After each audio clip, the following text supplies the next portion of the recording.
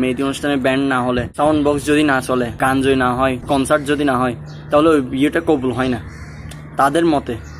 কিন্তু এটা কিন্তু অনেক বড় হারাম। অথচ বিয়েটা হচ্ছে একবারে গোপনে করা দরকার।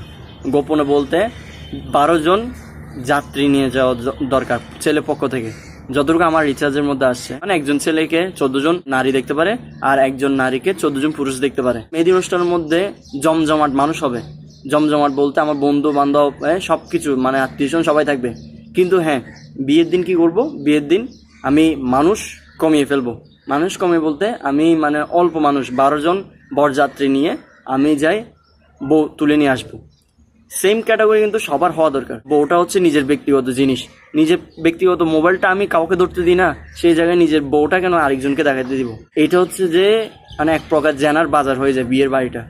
আসলে এগুলো তো দূরে থাকা দরকার। এখনকার বিয়েটা বিয়ে না, এটা ট্রেডিশনাল।